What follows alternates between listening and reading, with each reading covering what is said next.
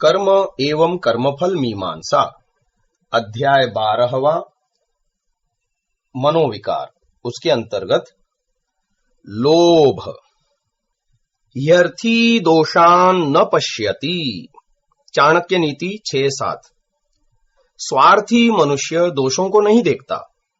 अपनी स्वार्थ सिद्धि में तत्पर व्यक्ति को अपना पक्ष प्रबल और अच्छा दीख पड़ता है, क्योंकि वह अपने में उपस्थित दोषों को नहीं देखता। अप्राप्त को प्राप्त करने की कामना करना मानव का स्वभाव है, पर जब यही कामना असंतुलित, अनियंत्रित, असीमित और अनैतिक हो जाती है, तब इसे लोभ कहा जाता है। लोभ भविष्य की ओर होता है, अर्थात जो कुछ हम पाना चाहते हैं उसके प्रति कामना लोभ है, और जब यही गति भूतकाल की ओर होती है तब इसे मोह कहते हैं। अर्थात जो कुछ पा लिया है उसे बनाए रखने की कामना मोह है। इसी प्रकार जिस पदार्थ को हम प्राप्त करना चाहते हैं और अपने पास संग्रह करना चाहते हैं, इस चाह को लोभ कहते हैं। लोभः प्रवृत्तिरारंभः। गीता 14वां अध्याय 12वां श्लोक। अर्थात रजोगुण के बढ़ने पर लोभ उत्पन्न होता है। आयुर्वेद में निम्न मानसिक वेगों को रोकने को कहा गया है।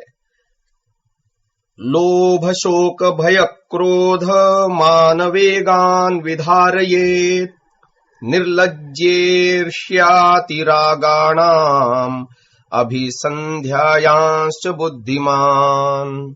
चरक संहिता। अर्थात लोभ, शोक, भय, क्रोध, अहंकार, निर्लज्जता, ईर्ष्या, अतिराग, अभिध्या यानी दूसरों के धन लेने की इच्छा आदि मानस वेगों को रोकना बुद्धिमत्ता है, अन्यथा व्यक्ति मानस रोगों से ग्रस्त रहेगा। लोभ, क्रोध आदि मानसिक वेगों को न रोकने का परिणाम मानसिक रोगों की उत्पत्ति को कहा गया है, जो कि सुस्पष्ट है। लोक में व्यक्ति तनाव, अस्थायी पागलपन तथा पागलपन का शिकार इन्हीं के कारण ही होता रहता है। हितोपदेश में कहा है, लोभेन बुद्धिश्चलति लोभो जनयते तृषाम तृषार्तो दुःखमाप्नोति परत्रेह च मानवः। हितोपदेश मित्र लाभ 142। अर्थात लोभ से बुद्धि चलायमान हो जाती है। लोभ ही तृष्णा को बढ़ाता है और तृष्णा से दुखी हुआ मनुष्य इस लोक और परलोक में कष्ट पाता है। संसार में जितने भी पाप होते हैं, चोरी, डकैती, बेईमानी, शोर बाजारी, मिलावट, ठगी, लूटपाट, हत्या, रिश्वत, वेश्यावृत्ति, स्त्रियों का व्यापार आदि सभी इसी लोभ से प्रेरित ही तो हैं। इनमें से कुछ पापों में तो केवल लोभ ही कारण होता है, और अन्यों में लोभ के साथ अन्य दोष भी कारण बनते हैं। लोभ में व्यक्ति स्वयं फंसता है। इसमें व्यक्ति न धोखे से, न अनजाने में, न किसी अन्य के द्वारा फंसाया जाता है, अपितु सोच समझकर अपनी खुशी से फंसता है। लोभ की भावना ही ऐसी है कि व्यक्ति इसमें फंस ही जाता है। सुमहान्त्यपि शास्त्राणि धारयन्तो बहुश्रुताः छेत्तारः संशयानां च क्लिश्यन्ते लोभमोहिताः। हितोपदेश मित्र लाभ 26। अर्थात अच्छे बड़े बड़े शास्त्रों को पढ़ने तथा सुनने वाले और संदेहों को दूर करने वाले पंडित भी लोभ के वश में हो जाते हैं तथा दुख भोगते हैं। इसलिए इससे बचने के लिए मर्यादा, विवेक का होना परम आवश्यक है। आगे कहा है, लोभात् क्रोधः प्रभवति लोभात् कामः प्रजायते लोभान् मोहश्च नाशश्च लोभः पापस्य कारणम्। हितोपदेश मित्र लाभ 27। अर्थात क्रोध, काम, मोह और नाश की जड़ भी लोभ ही है। लोभ में बाधा आने पर क्रोध उत्पन्न होता है। लोभ के वशीभूत होकर स्त्री पुरुष काम वासना से ग्रस्त हो दुराचारी होते हैं। लोभ से मोह पैदा होता है और लोभ ही विनाश और विपत्ति में फंसा देता है। अतः लोभ ही पाप का कारण है। लोभच्च नान्योस्ति रिपुः पृथिव्याम पंचतंत्र। लोभ से बढ़कर मनुष्य का कोई शत्रु नहीं है। इसी प्रकार भर्तृहरि जी कहते हैं, लोभश्चेद गुणेन किम। यदि मनुष्य में लोभ है तो उसमें और किसी दुर्गुण की कोई कमी नहीं रहेगी। मनुष्य हमेशा से ही सोने के मृग के पीछे दौड़ता रहा है और दौड़ता रहेगा। इस दौड़ के मूल में लोभ छिपा है। लोभ प्रेरित काम, क्रोध, मोह आदि के वेग हमें पाप कर्मों की ओर प्रेरित करते रहते हैं और मनुष्य मन आदि इंद्रियों के साथ पाप कर्मों में प्रवृत्त रहता है।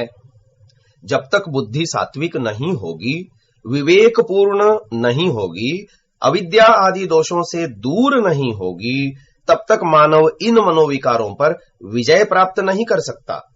बुद्धि पूर्वक ही अच्छा बुरा सोचकर कार्य करने से जीवन में सफलता मिलती है।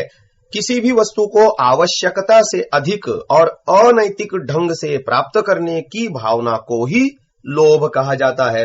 इस लोभ में फंसकर व्यक्ति सदा दुख ही उठाता है। लोभ मात्र धन संपत्ति के प्रति ही नहीं होता, वरन यह भोग विलास, खाने पीने के पदार्थों एवं सभी प्रकार के विषयों के प्रति हो सकता है।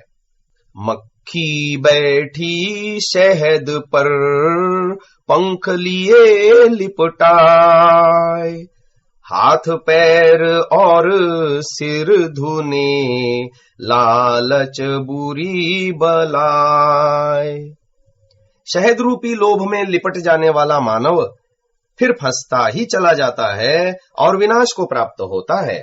अधिक धन प्राप्त करने के लोभ से मनुष्य सभी उचित अनुचित साधनों को अपनाता, छल कपट बेईमानी करता हुआ पहले दूसरों को हानि पहुंचाता है और बाद में खुद भी दुखों के सागरों में गोते लगाता है। भोग विलास का तथाकथित सुख पाने के लोभ में मानव नाना प्रकार के छल करता और अपने शरीर तथा स्वास्थ्य को अपने ही हाथों से आग लगाता है। शरीर में संक्रामक गुप्त रोगों का पैदा होना वेश्यावृत्ति या परस्त्री गमन का निश्चित परिणाम होता है, जो जीवन को नरक ही बना देता है। परंतु थोड़ी देर के शारीरिक सुख की मौज के लोभ में अंधा व्यक्ति इस तथ्य से अनजान ही रहता है।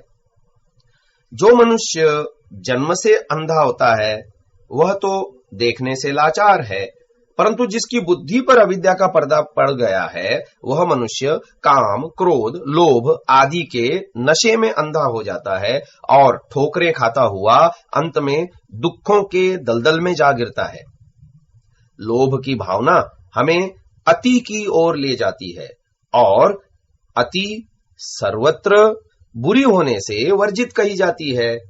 मानव को किसी काम करने में मजा आया और वह उस काम में अति करने लगा, क्योंकि उस काल्पनिक सुख को प्राप्त करने का लोभ उसमें पैदा हो गया है। कोई स्वादिष्ट पदार्थ खाया, पसंद आया, तो स्वाद के लोभ में भूख से अधिक खा गए। परिणाम अपच, उदर विकार हुआ, मल कुपित हुआ कि नाना प्रकार की व्याधियां शरीर में उत्पन्न हो जाती हैं। शरीर के जिस अंग से उचित पाचन होने पर सही रस बनता, ऊर्जा बनती और पूरे शरीर को शक्ति और स्फूर्ति प्राप्त होती, उसी पाचन अंग के बिगड़ने पर शुद्ध रस के स्थान पर दूषित रस, रक्त आदि उत्पन्न होकर शरीर में रोगों की उत्पत्ति का कारण बन गए। इच्छित वस्तु को प्राप्त करने के लोभ में हम कई प्रकार के जोखिम भी उठाने को तैयार हो जाते हैं, जिससे मानव का जीवन भय, चिंता, अपराध बोध, तनाव, अवसाद आदि से ग्रस्त रहता है। इसका प्रभाव हमारे शरीर और मन दोनों पर ही होता है। धन के लोभ में हमारी मनोवृत्ति जब दूषित होती है तो हम आचरण भ्रष्ट हो जाते हैं। भोग विलास का काल्पनिक सुख प्राप्त करने के लोभ में व्यक्ति धन का तो नाश करता ही है तथा शारीरिक एवं मानसिक स्वास्थ्य का भी नाश करता है। अच्छे स्वाद के लोभ में व्यक्ति विभिन्न प्रकार के तेज मिर्च मसाले और खटाई वाले व्यंजन खाकर अपने पेट और पाचन शक्ति का नाश करके शरीर को ही रोगों का घर बनाता है। अतः लोभ की भावना हर क्षेत्र में व्यक्ति को सही मार्ग से हटाकर गलत मार्ग पर ले जाती है और जीवन में व्यक्ति भटकता रहता और दुखी होता रहता है। कोई भी लोभी कभी सुखी नहीं हुआ, वरन दुखों में जरूर फंस गया। क्या लोभ की भावना आज तक किसी को सुख दे पाई है? नहीं, मात्र कष्ट और पीड़ा से लोभी व्यक्ति अंततः कुछ भी नहीं पाता। काम, क्रोध और लोभ ये तीनों ही मनोविकार आत्मा का हनन करने वाले हैं। व्यक्ति को आत्मघात के लिए ये तीन शत्रु ही काफी हैं। अन्य शत्रुओं की आवश्यकता ही क्या है? गीता में कहा है, त्रिविधम नरकस्येदम द्वारम नाशनमात्मनः कामः क्रोधस्तथा लोभस्तस्मादेतत्त्रयम् त्यजेत्। गीता 16वां अध्याय 21वां श्लोक। आत्मा का नाश करने वाले नरक के द्वार ये तीन अर्थात काम, क्रोध और लोभ हैं। आत्मोन्नति के अभिलाषी को ये तीनों ही त्याग देने चाहिए। आगे कहा है, एतैर्विमुक्तः कौन्तेय तमोद्वारैस्त्रिभिर्नरः आचरत्यात्मनः श्रेयस्ततो याति पराम गतिम। वही 16वां अध्याय 22वां श्लोक गीता। अर्थात हे कौन्तेय, मनुष्य जब इन तीन अंधकार के द्वारों से मुक्त होकर अपने श्रेय मार्ग पर चलता है, तभी वह परम गति को प्राप्त करता है। योग मार्ग पर चलने के लिए यमों के परिपालन को अनिवार्य कहा गया है, क्योंकि आत्मोन्नति हेतु योग का आरंभ तो यमों के पूर्ण रूपेण पालन से ही होता है। दूसरी ओर लोभ के रहते अपरिग्रह का पालन संभव न होने से व्यक्ति योग मार्ग पर आगे चल ही नहीं सकेगा। अतः लोभ पूर्वक बड़ी बड़ी संपत्तियां एकत्र करने वाला व्यक्ति मात्र आसन एवं प्राणायाम करता हुआ अपने आप को योगी कहता है, तो ये मात्र आत्म प्रवंचना ही होगी। ऐसा तथा कथित योगी दूसरों को धोखा देता हुआ, उनको वास्तविक योग से दूर करता हुआ अपने लिए क्लिष्ट कर्माशय का ही संचय कर रहा होता है, ऐसा जानना चाहिए।